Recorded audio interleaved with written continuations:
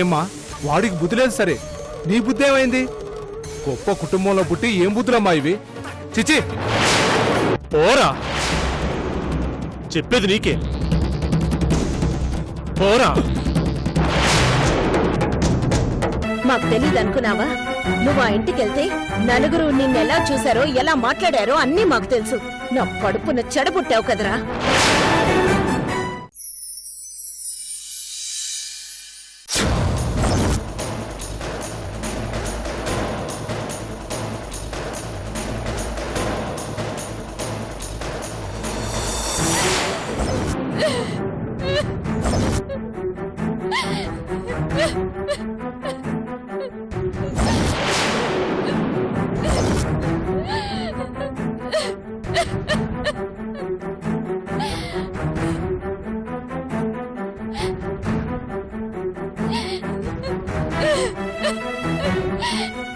ఎందుకు నాన్న ఇంత తొందరపాటు నిర్ణయం తీసుకున్నారు? మీ కూతురు మీద ఆ మాత్రం నమ్మకం లేకుండా పోయిందా నాన్న?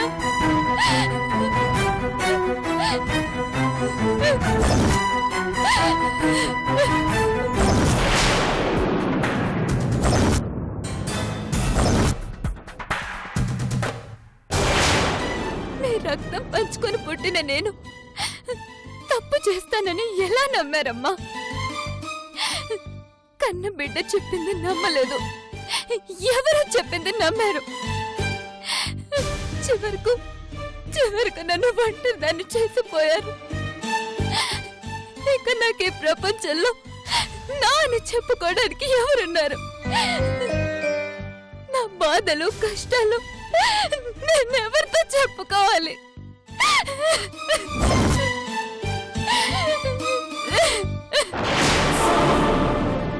అబ్బా, ఇప్పుడు ఇల్లు ప్రశాంతంగా ఉంది.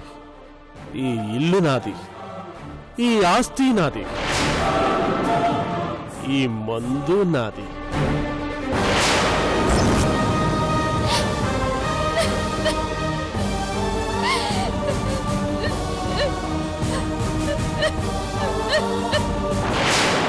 మందు నాదే, మరి అది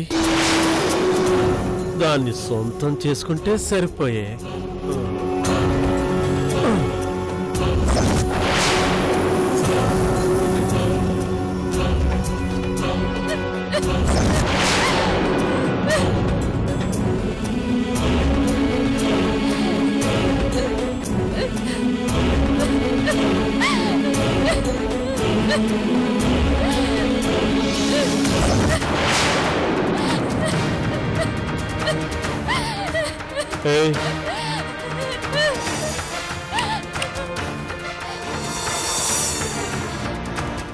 ఎందుకు ఏడుస్తున్నా? నువ్వు ఎంత ఏడ్చినా పోయిన మీ అమ్మ బాబు తిరిగి వస్తారనుకున్నావా? వాళ్ళు రారు, రానంత దూరం పంపించా.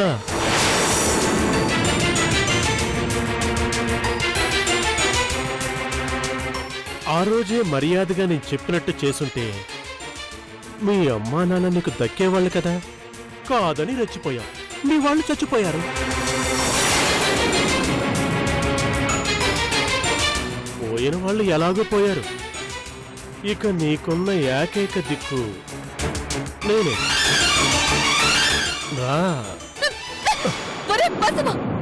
చూడ్రా, వాళ్ళు చచ్చి ఇంకా ఒక్క రోజు కూడా కాలేదు.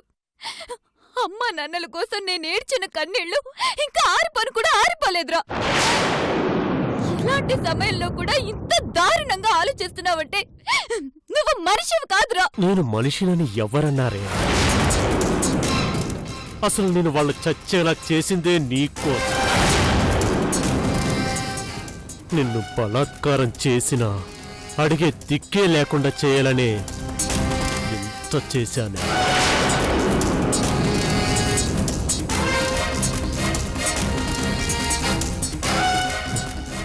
వాళ్ళు చచ్చి ఒక్కరోజు కూడా కాలేదంటావా? అవకాశం దొరికితే వాళ్ళ శవాన్ని పక్కన పెట్టుకుని కూడా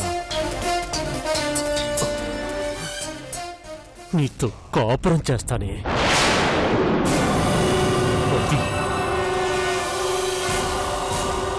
అది నా క్యారెక్టర్. రావే. వదలు!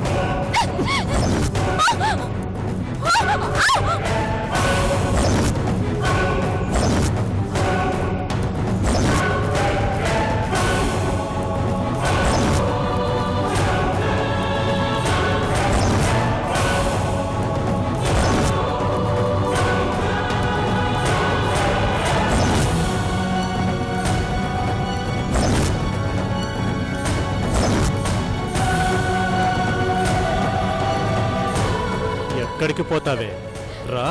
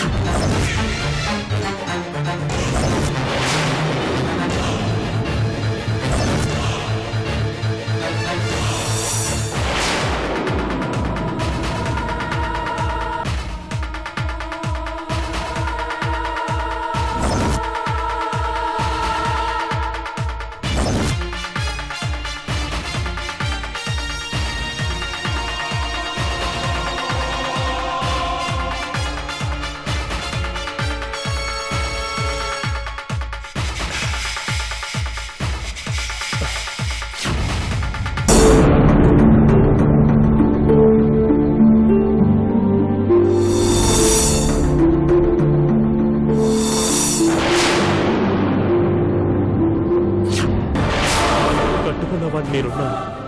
నా పిల్ల నీతో కలిసి చాటుమాటుగా తిరుగుతున్నా భరించాను. కానీ వాళ్ళ కళ్ళ ముందు కనిపించేసరికి తట్టుకోలేక చచ్చిపోయారా.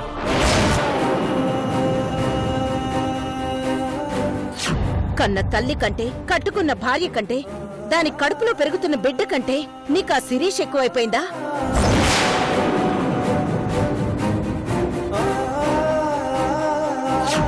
బావా, నమ్మకం అంటే మాటల్లో చెప్పడం కాదు బావా, చేతల్లో చూపించడం.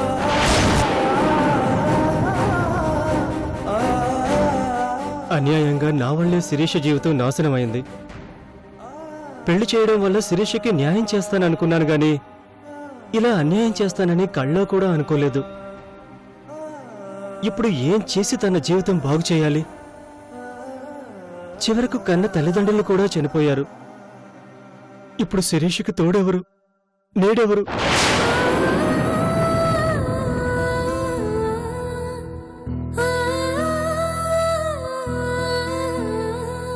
సార్, టైం 10 అవుతుంది. మీరు ఇంటికి వెళ్ళరా సార్? లేదు, నేను వెళ్ళటం లేదు, ఇక్కడే ఉంటాను. రాత్రంతా ఉంటారా సార్? ఉంటాను, నువ్వు వెళ్ళు. మరి భోజనం తీసుకురమ్మంటారా సార్? నాకేం అవసరం లేదు. నీకు కావాలంటే నువ్వు వెళ్ళి తిను, నన్ను డిస్టర్బ్ చేయకు.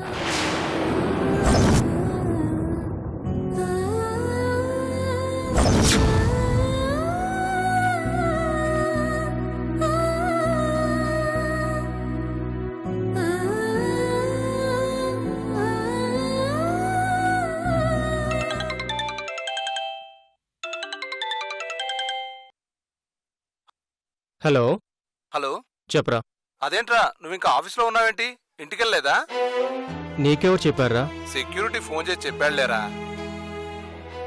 నాకు ఇంటికి వెళ్ళబుద్ధి కావడం లేదురా. నాకు వెళ్ళాలి అనిపించినప్పుడు వెళ్తాను. అప్పటి వరకు నన్ను ఇలా వదిలేయండి నేను చెప్పేది వినరా. Please. Okay okay, take rest, bye.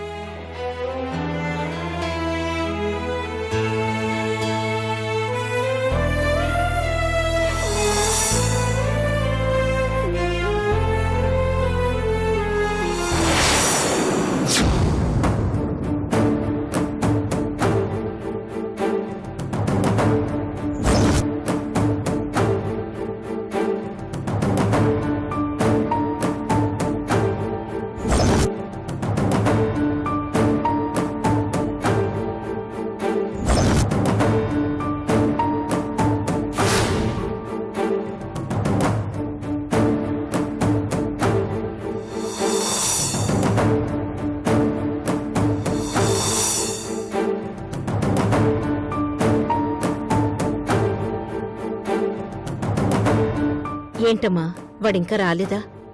లేదత్తయ్య, ఆయన గారు అలిగినట్టున్నారత్తయ్య. తప్పులు వాడు చేసి మన మీద అలిగితే ఎలా?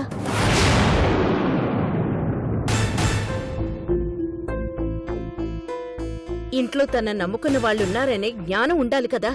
మనిషికి వయసు రాగానే సరిపోతుందా? కొంచెమైనా బుద్ధుండొద్దు.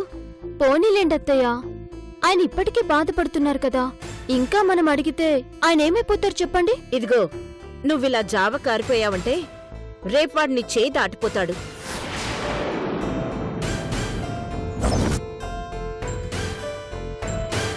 ఆ తర్వాత జీవితం అంతా కూర్చుని ఏడుస్తూ ఉండాల్సి వస్తుంది. తిట్టేటప్పుడు తిట్టాలి, చేరదీసేటప్పుడు చేరదీయాలి.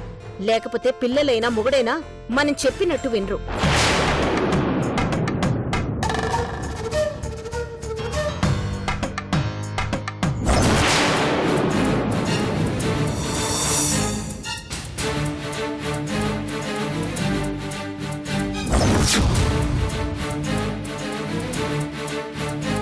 Excuse me.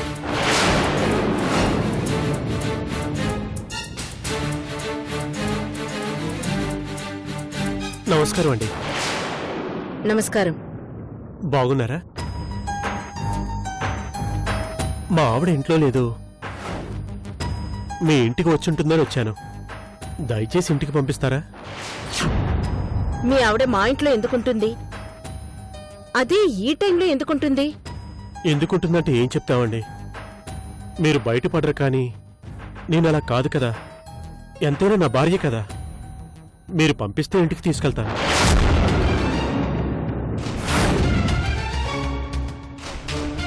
పోనీ పంపటానికి ఎంతసేపు పడుతుందో మీ అబ్బాయిని కనుక్కొని చెప్పండి. అప్పటి వరకు నేను ఇంటి బయట కూర్చుని వెయిట్ చేస్తాను.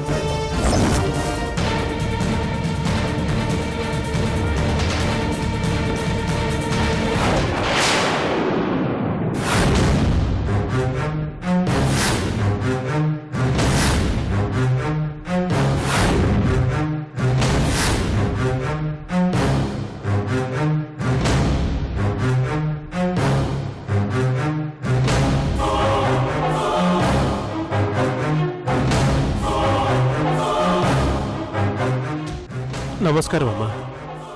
కాస్త మీరైనా వాళ్ళతో చెప్పండి అమ్మా. వాళ్ళ అబ్బాయి అంటే మగాడు, ఎంతమంది ఆడవాళ్ళతోనైనా తిరుగుతాడు. కానీ నాకుంది ఒకే ఒక్క భార్య అండి.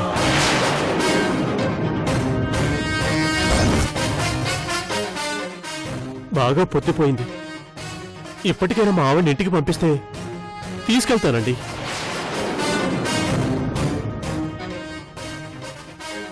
మీరంటే ఇరుగు పొరుగు వాళ్ళు. మీరు చెప్తే నా మీద దయతనిస్తారండి.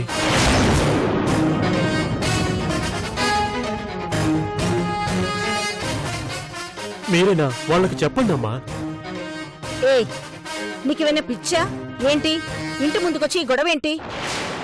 మమ్మల్ని మా పరువుని బజార్ పాలు చేయడానికి వచ్చావా? అవ్వా అవ్వా అవ్వా, విన్నారా అండి? నా పెళ్ళాన్ని లైన్లో పెట్టుకుంది వాళ్ళ కొడుకు.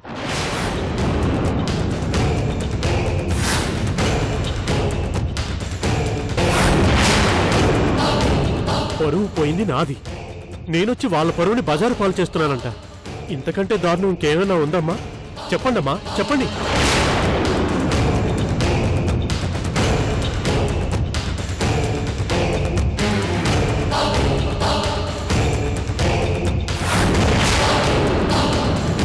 నేనేమడిగానండి? నా పిల్లల్ని నా ఇంటికి పంపించమని అడిగాను. అది తప్పైనా? మరి ఇవాళ దాని ఊపికి మొత్తం పిండేస్తే రేపటికి రావాలి కదా.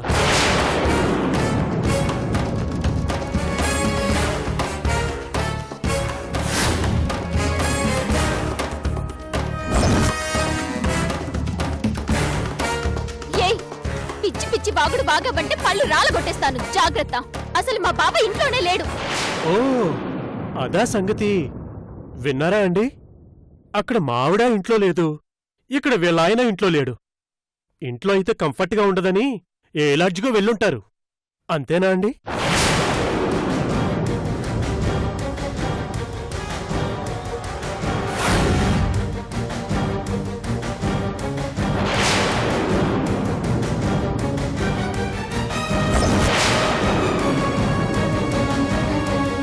రోజుకో చోటుకి తీసుకెళ్తుంటే నాకు కష్టం కదండి. పాపం బాగా అలసిపోయిన మా ఆవిడ్ని ఇంటికి జాగ్రత్తగా తీసుకుపోవాలి కదా. ఇక్కడి నుంచి ఎక్కడికి తీసుకెళ్ళినా కాస్త మీకో నాకైనా చెప్పమని చెప్పండి.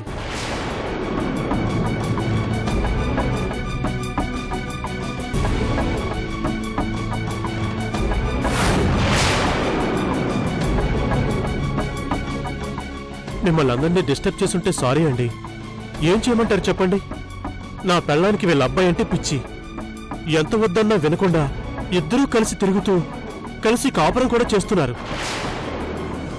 ఎంత చెడ్డ భర్తని కదా, భరించాలి, భరిస్తున్నాను.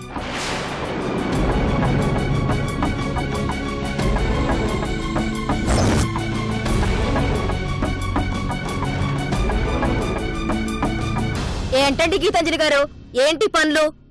మీ వాడికి కొంచెమైనా బుద్ధుండాలి కదా. అతనికి బుద్ధి లేకపోయినా మీకైనా ఉండొద్దు. తల్లి పెళ్ళాం కలిసి అతను అలా తిరుగుతూ ఉంటే చూస్తూ ఎలా ఊరుకున్నారు?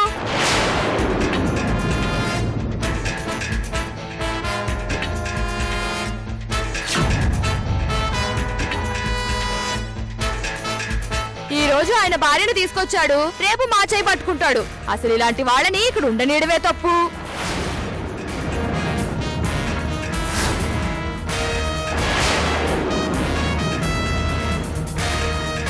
అయ్యో, ఇందులో వీళ్ళ తప్పేం లేదమ్మా.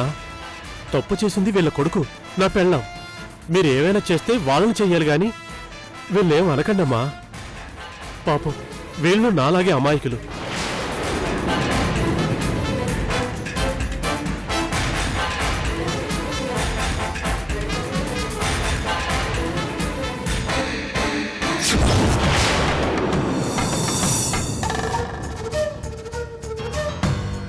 ఇంత మంచి మనిషి ఉసురు పోసుకున్నారు. అసలు మీరు బాగుపడతారా? ఏం బ్రతుకులు మీవి, చిచ్చి.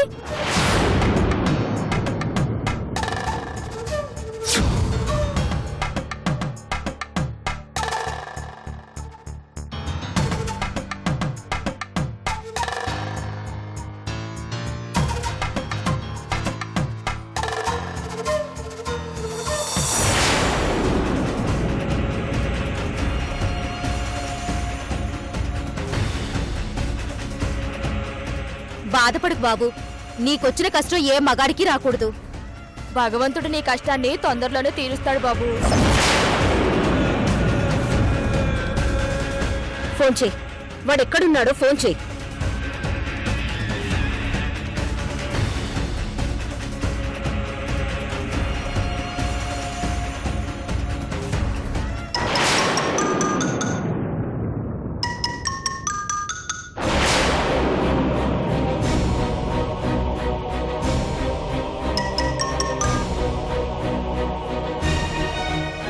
అత్తయ్య, ఫోన్ నంబర్ చూసి కట్ చేస్తున్నాడు అత్తయ్య.